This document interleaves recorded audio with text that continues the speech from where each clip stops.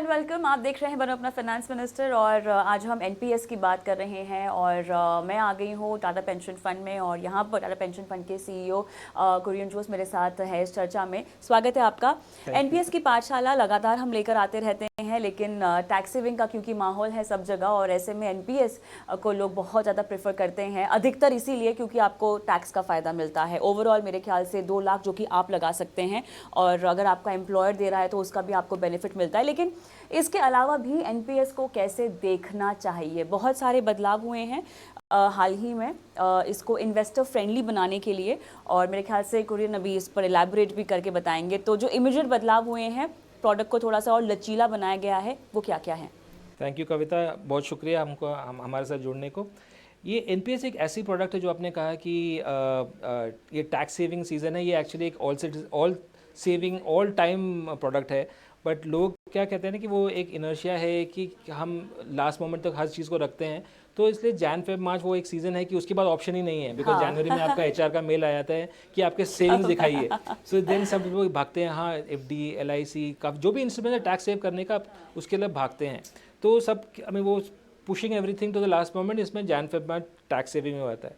But having said that and हम लोग पूरी तरह विश्वास करते हैं कि ये एक all citizen all season fund है जो हमेशा अप्रैल से मार्च तक इन्वेस्ट करना चाहिए। But since you are on this tax का, तो ये होता ये है कि जो जब वो सीज़न आता है एंड वो जो पीएफआरडी कोशिश ये कर रही है कि ज़्यादा से ज़्यादा लोगों को ये मैसेज पहुंचा सके कि ये एक प्रोडक्ट है जो आपके लिए अच्छी है। राइट। एंड वो जो आपको स्टार्ट करना है, you have to start young, because वो the amount of time that you are able to spend in this particular product वो आप तभी कर सकते हैं जब आप उसको यंग स्टार्ट करें।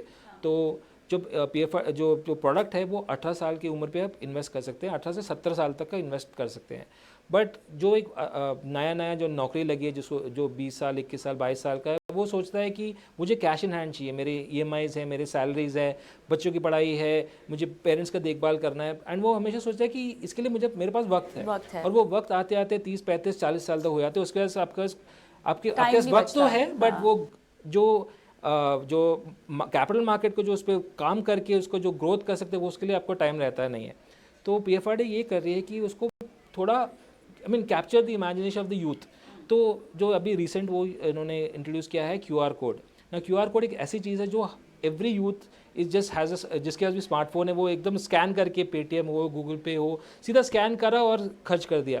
तो जो अगर किसी को लगा कि इट इज़ सो सिंपल कि बच्चे मुझे स्कैन करना है और मैं इन्वेस्ट कर सकता हूँ, इसलिए उन्होंने क्यूआर कोड इन्वेस्ट करा है, स्टार्ट किया है for people who have a demat account. ठीक है। दूसरा जो एक उन्होंने एक वो किया है, this is not for the youth, कि अगर 60 की उम्र पे अगर आपको पैसा पूरा निकालना पड़ा तो वो एक मुश्किल हो जाता है, बिकॉज आपने निकाल तो लिया पैसा, पर उसको करेंगे क्या? बिकॉज वो उसमें आपको जो टैक्स एडवांटेज मिलते हैं वो 60 का मिलता है, उसके बाद आप निकालते ही आपका टैक्स एडवांटेज खत्म हो जाता है।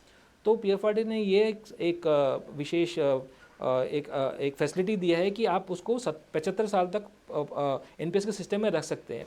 एंड सिस्टमैटिक लमसम विड्रॉल करके है, जो आप एक मैंडेट दे सकते हैं कि मुझे हर क्वार्टर, हर मंथ, हर क्वार्टर, हाफ ईयर, साल में आपको कैश फ्लो मिलता रहे। तो आपके वो 60% का जो आपके लिए ई है। जी, तो आपके पास 2 कैश फ्लो हो गए। एक आपका ये 60% का कैश फ्लो जो आपका ग्रो होता रहेगा और जो भी आपको क्वार्टरली चाहिए या मंथली चाहिए या हाफ ईयरली चाहिए वो, और दूसरा आपने जब एन्युटी खरीदा, एन्युटी का पेंशन फ्लो तो आते ही रहेगा। हाँ। तो आपके 2 कैश फ्लोज है। तो अगर आपको लगता है कि एन्युटी का अमाउंट एडिक्वेट नहीं है, आप ये एसएलडब्ल्यू से कैश फ्लो भी रख सकते हैं, या आपको लगता है कि मेरे पास दूसरे आई हैव अदर सोर्सेज, मुझे ये इस पैसे की अभी ज़रूरत नहीं है, देन वो सिस्टम में लगा सकते हैं। वो आप जब आपको विड्रॉ करना है तब विड्रॉ कर सकते हैं। सो वो एक फैसिलिटी उन्होंने दिया है एसएलडब्ल्यू का। सो ये this are 2 facilities that have been recent, जो काफ़ी फ्रॉम अ सब्सक्राइबर पर्सपेक्टिव जो ग्रोथ आया है वो, एंड यूथ का पार्टिसिपेशन आया है वो, I think this have helped. तो यूथ की पार्टिसिपेशन की मैं बात कर रही हूँ, तो जिस तरह से हम देख रहे हैं कि अक्रॉस एसेट क्लासेस यूथ बहुत दिलचस्पी दिखा रहा है, भले ही वो क्रिप्टो में हो, एफएनएमओ हो। हमने देखा कि एसआईपी के आंकड़े भी अब रिकॉर्ड हाइस पर पहुँच चुके हैं। एनपीएस में कितना टर्नआउट है यूथ का? एनपीएस में सब्सक्राइबर ऐसा है कि इसका जो एयूएम है ऑलमोस्ट 11.5 लाख करोड़ का तक का एयूएम आ गया है। इसमें यूथ इसका डेटा इतना कल आउट करना थोड़ा मुश्किल पड़ रहा है, बट जितना हमको डेटा मिलता है almost 35% of this AUM is coming from people which are lesser than 35 years, which is a good thing to happen. Because काफ़ी लोग बोलते हैं कि नहीं, I'm too young to invest, but काफ़ी लोग ये भी समझ गए कि मैं, काफ़ी लोग इसको टू यंग टू इन्वेस्ट भुगत चुके हैं, and then they realise if I can go back 20 years and invest. तो ये काफ़ी लोग समझ जाते हैं कि ये ना, वो इन्वेस्ट करके वो जो कहते हैं ना compounding which is the 8th wonder of the world, अगर आप उसको थोड़ा टाइम दें. बिकॉज हम थोड़े नंबर्स देख रहे थे, अगर आप 25 साल पे 5,000 रुपये महीने का डालें और 8% पे अप्रिसिएशन हो, you end up by 60 making about 4 crores of money, 4.2 crores of money. It's, we can look at any table. वो 25 का आप 30 पे स्टार्ट करोगे, वो the amount that you need to become gets less than almost 70%. तो वो हम लोग जब लोगों से बात करके after some time people see it on the in a table कि ये एक्चुअली हो रहा है, तो कुछ लोग देखते हैं कि समझ जाते हैं कि ये इन्वेस्ट करना चाहिए. प्लस काफ़ी सेगमेंट का गवर्नमेंट का सेगमेंट जो गवर्नमेंट नौकरी में आते हैं, उनको they don't have an option, they have to compulsory invest in NPS. तो काफ़ी सेगमेंट उनका भी आ जाता है. So 20 to 35 there is a good increase in people. सरकारी कर्मचारी की तरफ से सरकारी कर्मचारी, वो सेंट्रल गवर्नमेंट और स्टेट गवर्नमेंट वाले ऑल्सो. लेकिन कुरिन, अब सवाल यहाँ पर यही उठता है कि आप जिस यूथ की बात कर रहे हैं, जेनजीज की बात कर रहे हैं, उनके पास अक्रॉस एसेट क्लासेस बहुत सारे इंस्ट्रूमेंट्स हैं पैसे लगाने के लिए. आप लगातार क्रिप्टो को देखिए, रिकॉर्ड हाई बनाता जा रहा है. ठीक है, अगर हम बिटकॉइंस की बात करें, ETF भी आ गया है अब तो. FNO में हालांकि रेगुलेटर भी बहुत स्ट्रिक्ट है, डिस्क्लेमर्स लगाने होते हैं हमें भी, और जहाँ पर देखा है नुकसान बहुत ज़्यादा बढ़ता है. एक तरफ इस तरह के प्रोडक्ट्स हैं, क्रिप्टो तो खैर अनरेगुलेटेड है और हमारे देश में है भी नहीं, लेकिन दिलचस्पी लोगों में है. और जहां हम देख रहे हैं कि पूरी दुनिया उस ओर जाती हुई दिखाई दे रही है, तो कहीं ना कहीं आप भी अट्रैक्ट हो जाएंगे क्योंकि आपके पैसे जल्दी बन रहे हैं. एक तरफ ऐसे प्रोडक्ट्स है, एक तरफ NPS है, तो तुलना करना शायद गलत हो सकता है, लेकिन क्यों ना कोई उस तरफ देखे बजाय यहाँ के. जो क्रिप्टो करेंसी है ना, वो सब एक्साइटमेंट है, कुछ दिलचस्पी है कि कुछ नया आया और लोगों ने 100%, 1000%, 12%, 1200%. बट प्रॉब्लम ये है कि इस सब का अंडरलाइन क्या है किसी को मालूम नहीं. किसी ने रिटर्न बनाया, जैसे मैंने आपको अगर मैं म्यूचुअल फंड का रिटर्न देखूँ, कोविड के 1 साल बाद ऑलमोस्ट इक्विटी फंड्स का रिटर्न ऑलमोस्ट 80-85% था. अगर वो देख के अगर कोई नया आए तो he will be most disappointed ना, क्योंकि आप पुराना ट्रैक रिकॉर्ड देख के नए इन्वेस्टमेंट कर रहे हो, उसका ऑन एन एवरेज 10-15% बन सकते हैं. बट ये क्रिप्टो में यही हुआ है कि लोगों ने देखा, लोगों ने 2000% रिटर्न बनाया.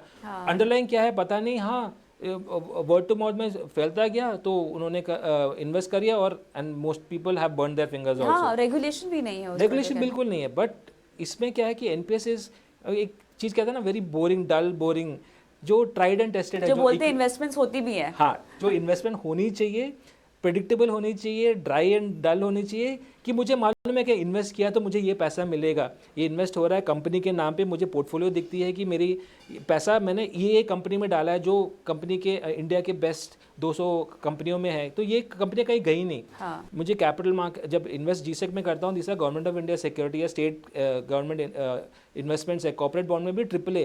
अगर आप जाकर देखेंगे almost 85 to 90% investment AAA products में होती है, जो रेटिंग वाली है. तो उसमें आपको अंडरलाइन दिखती हैं, आपको अंडरलाइन जीसेक दिखता है, इक्विटी दिखता है, डेट दिखता है, एंड यू सी कि money is safe, because finally आप इन्वेस्ट लॉन्ग टर्म के लिए कर रहे हो. लॉन्ग टर्म किसको मालूम है, कल कोई रहे ना रहे, किसी को पता नहीं, but you want to know कि मैंने किसी को पैसा दिया है, टाटा पेंशन फंड को पैसा दिया, ये पैसा रहेगा.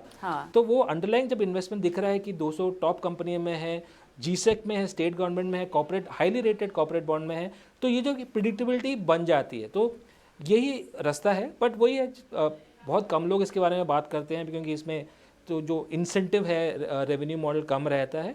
बट जो लोग समझ रहे हैं, एंड अभी एक तरफ से अच्छी तरफ से एक पुल भी आ रहा है कि टैक्स सेविंग में एक पुल आता ही है, बट एक जो देखने को आ रहा है कि काफ़ी लोग इसके बारे में जानते हैं, एटलीस्ट सुना है कहीं, तो एटलीस्ट जब बात करते हैं it's not a shock for them. हाँ. तो अब हम स्कीम्स की बात कर ही रहे हैं, लेकिन उससे पहले जो एक आम सवाल जो पूछते हैं दर्शक, वो ये है कि पेंशन फंड मैनेजर्स करते क्या हैं. ठीक है, तो जो स्कीम्स की आप बात कर रहे हैं, वो उसमें आप कैसे मैनेज करते हैं, कुछ बताइए, एक रोल बताइए आप, क्योंकि आपको एक पैसे दे रहा है निवेशक, पैसों को आप कैसे लगा रहे हैं, कहाँ लगा रहे हैं. तो अगर पेंशन फंड में 4 एसेट क्लासेस है, वेरी सिंपल. इक्विटी है, जीसेक है, कॉर्पोरेट बॉन्ड है, और ऑल्टरनेटिव इन्वेस्टमेंट्स है. ऑल्टरनेटिव इन्वेस्टमेंट में आप 5% से ज़्यादा लगा नहीं सकते. इक्विटी में आप सो इधर भी टियर 1 टियर 2 है. टियर 1 में आपको टैक्स एडवांटेज मिलता है, खाते टियर 1 टियर 2. सो टियर 1 में आपको टैक्स एडवांटेज भी मिलता है, और टीयर 1 में आप 75% से ज़्यादा इक्विटी में लगा नहीं सकते। तो अगर आपके 100 रुपये है, 75 रुपये आप इक्विटी में लगा दें, 25% आपको जीसेक या कॉर्पोरेट बॉन्ड में लगाना ही पड़ेगा।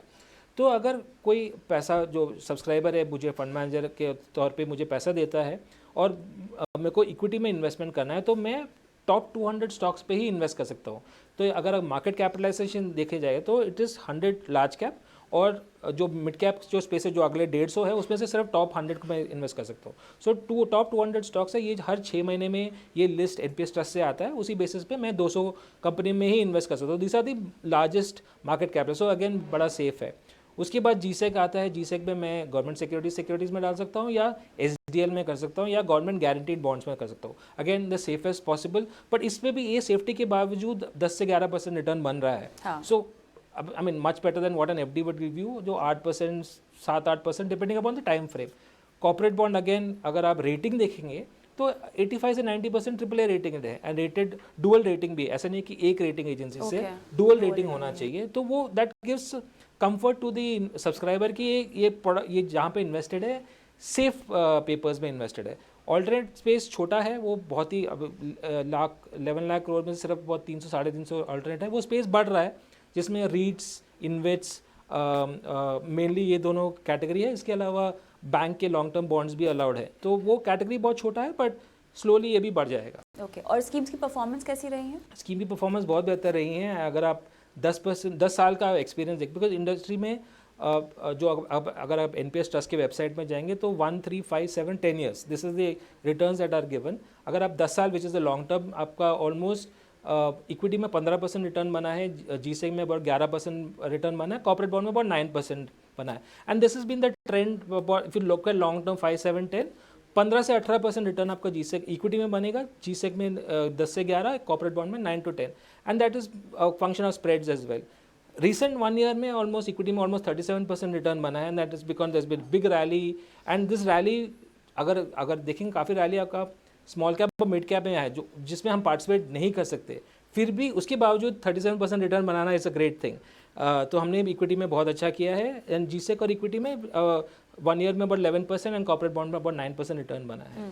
तो जैसे हम एक म्यूचुअल फंड पोर्टफोलियो जब बनाते हैं अपने लिए, तो उसको हम रीबैलेंस करने की कोशिश करते हैं। क्या एनपीएस को लेकर रीबैलेंसिंग या रीएलोकेशन किया जा सकता है? कैसे करेंगे? सो इसमें इसका एक एस्पेक्ट ये है कि आप 4 साल में आप एसेट एलोकेशन रीबैलेंस कर सकते हैं। तो अगर आपको लगता है कि इक्विटी बहुत ही ओवर रेटेड हुआ है, आप इक्विटी से suppose let's take an example कि आपने इन्वेस्ट किया 75% इक्विटी में, 25% जीसेक में, और आपको लगा इक्विटी मार्केट्स बहुत ओवर हीटेड है और जीसेक में रिटर्न बन सकता है क्योंकि हम रेट को नीचे आते हुए देख रहे हैं, बिकॉज अभी बॉन्ड इंक्लूजन हुआ है, inflation is under control, we are expecting RBI to cut rates.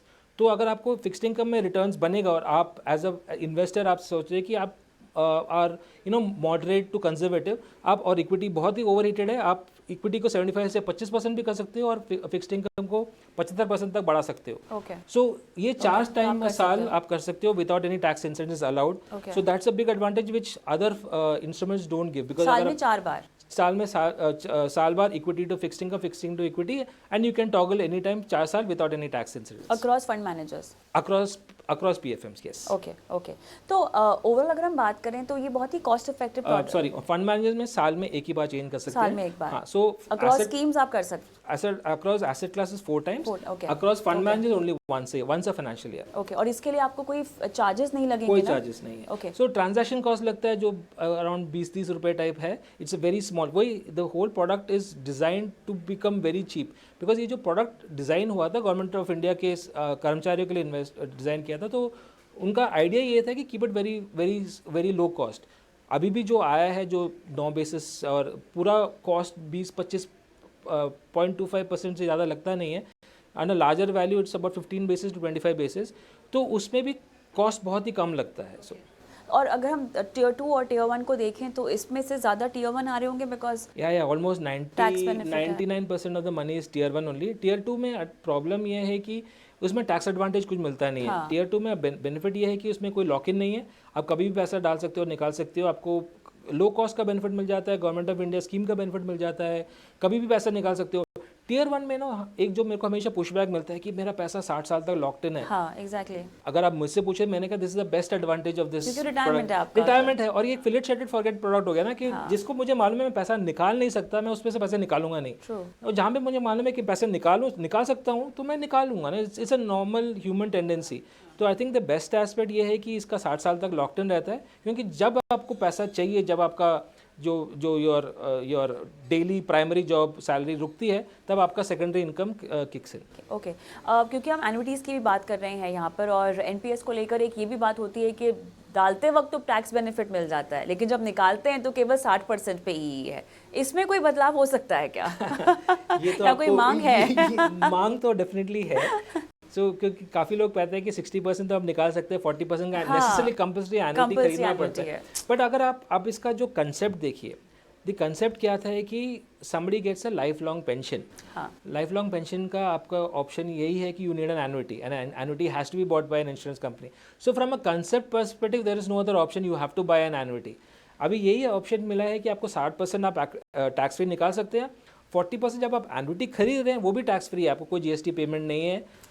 जो एनुटी का जो पेंशन आता है मंथली, उस पर टैक्स लगता है। So in a way this is the only product which gives you tax exemption at the time of investing. आपको 80C का बेनिफिट मिलता है, 80CCD1 भी जो 50,000 रुपये है, और जो लोग जो 80CCD2 का बेनिफिट भी लेते हैं जो कॉर्पोरेट मॉडल पे है, उनको 7.5 लाख तक का बेनिफिट मिलता है। So that total advantage up to 9.5 lakh, जो बहुत कम लोग जानते हैं, बट जो लोग जानते हैं वो इमीडिएटली जकड़ लेते हैं उसको। और दोनों टैक्स रेजिम में, दोनों टैक्स रेजिम में है। तो 80C और 80CCD1 भी ओल्ड टैक्स से निकल गए हैं, 80CCD2 जो कॉर्पोरेट एनपीएस है वो ओल्ड और न्यू दोनों में है। ऑलराइट, लेकिन ये एक लौता आपके लिए वो नहीं होना चाहिए रीज़न या वजह एनपीएस में पैसे लगाने के लिए, और क्यों आपको लगाना चाहिए एनपीएस में रिटायरमेंट के लिए, ये हमने समझा है कुरियन से। तो उम्मीद करते हैं कि एनपीएस को लेकर अगर और भी कोई सवाल है तो आप हम तक ज़रूर पहुँचाएँ। और इसी के साथ बहुत बहुत धन्यवाद आपका शिरकत करने के लिए शो पे। धन्यवाद।